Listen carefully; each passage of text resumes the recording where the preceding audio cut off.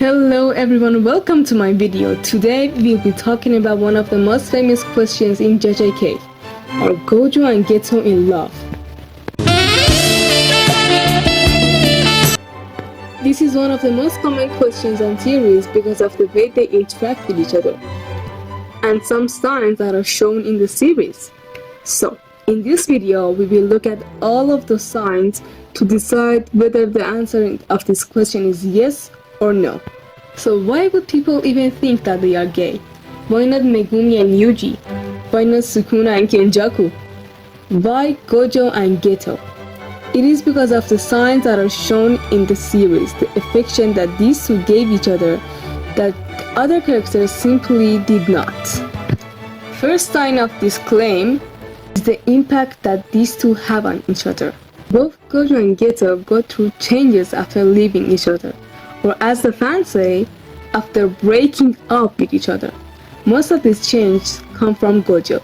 We can see that he falls into a deep sense of loneliness, like he doesn't have anyone anymore.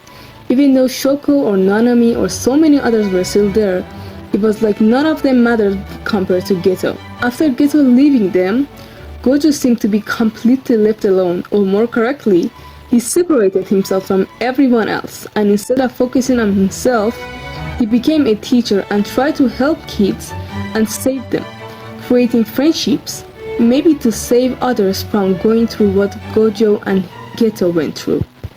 After Geto, Gojo was at the top alone, and even though when Geto was there, he was still the strongest, but he used to try to climb down his tower and come lower just to be with him.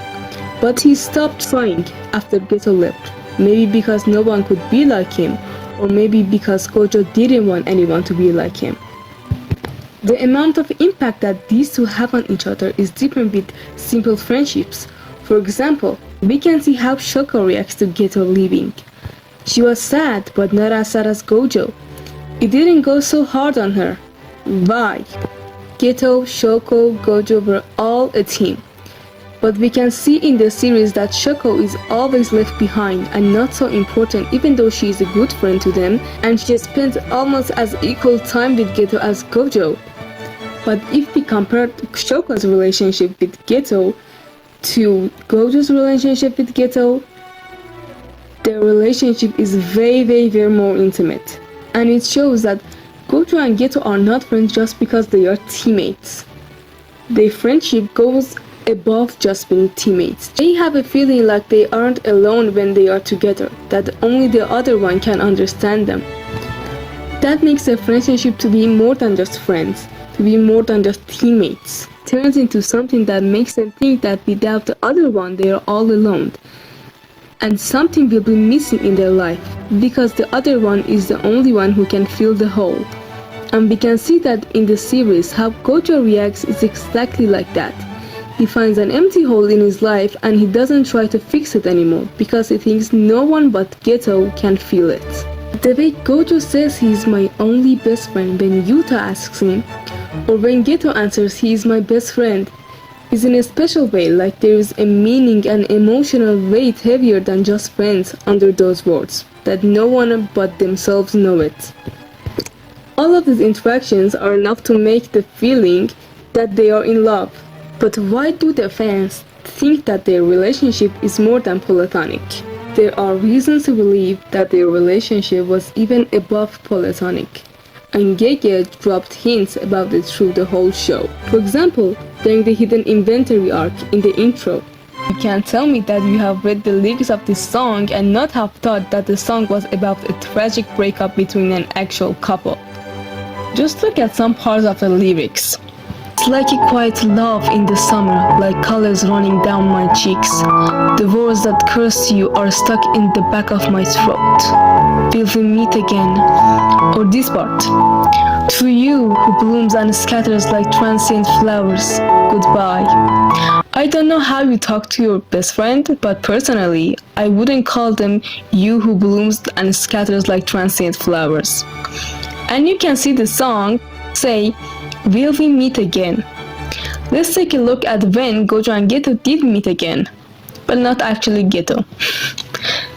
Gojo was fast and smart enough to kill cursors under a second, but Kenjaku managed to keep him there for a full minute. Gojo knew this wasn't Geto, but he didn't attack. He couldn't. He just stayed there and stared at him for a whole minute. He knew his students were all in danger, the people were in danger. But seeing Geto, even though he knew this wasn't him, seemed to make him forget about everyone else entirely. Now I want you to put your phone aside and just stare into a void for a minute. Or do a plank for 1 minute. And after that, Gojo tells Kenjaku that even though his eyes tell him this is Suguru, Geto has such a clear place in Gojo's heart and mind that Gojo's feelings and memories of Geto are stronger than his 6 eyes. Gojo was ultimately the one who killed Geto, and he killed him in December 24th, Valentine's Day of Japan. After Gojo escaped the prison realm, what is the first thing he does? Not going to see if his students are okay, not going to see how the Shibuya mission ended up like, not to ask what happened while he was gone, not to get himself a drink or food after being there for such a long time. He straight up went to find Kenjaku, and his reason to do was to give Geto's body a proper burial. He even thought that he should delay the fight with Sukuna so he could give Geto's body a proper burial first. We can see Gojo letting go of everything else and coming here to make sure Geto's body is at peace. And he even asked Kenjaku to die in the same day as Geto because having 2 days is difficult. And joke's on Gojo because he is the one who dies the same day as Geto. Just think of it for a second. They both died the same day, which that day is the Japanese Valentine's Day.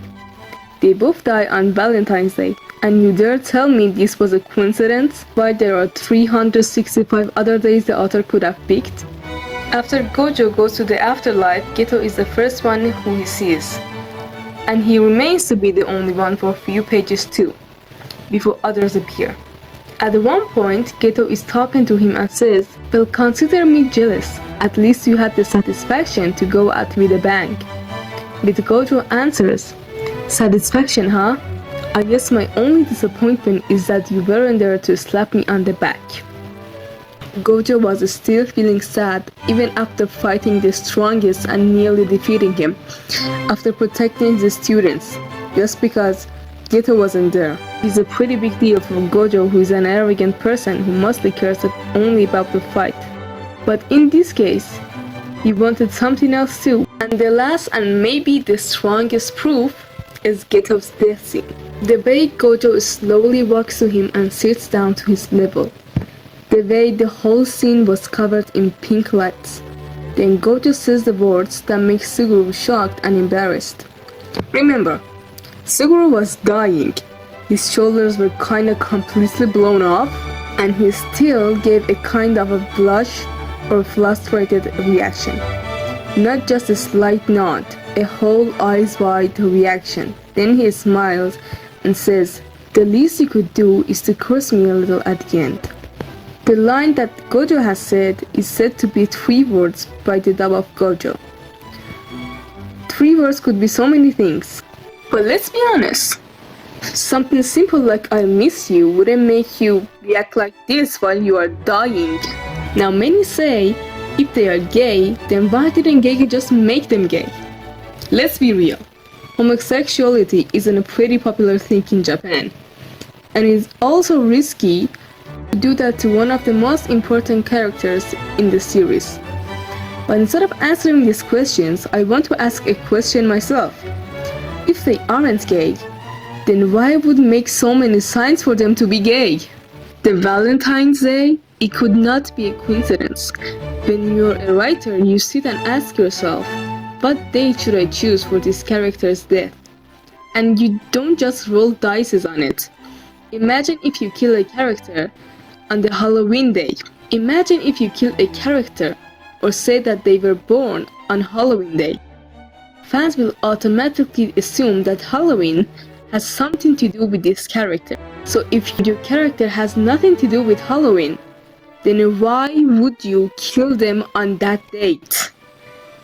And the Valentine's Day wasn't even relevant to the story of JJK. So there isn't any excuse for it really. But Gege kills two characters which already previously had so much chemistry on Valentine's Day. Or the lyrics of the Hidden Inventory. Of course, Gege didn't make the song, he isn't a singer. But he obviously said his opinion about it, or at least approved the lyrics. And at the end, why silent Gojo's word if they weren't anything special? If it wasn't something simple like I miss you? Gege knew fans would assume that these two are gay with all of these signs, but he didn't change any of them. Why wouldn't he if they weren't actually in love? Try saying two characters are in love without saying it directly, or show a kissing. It would be exactly like this.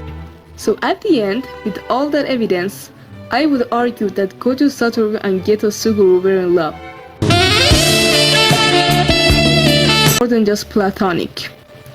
And they both knew, maybe they weren't in a full-on relationship, but they obviously were in love. But what do you think? Tell me in the comments and mention your reasons. See you later for the next video. Bye!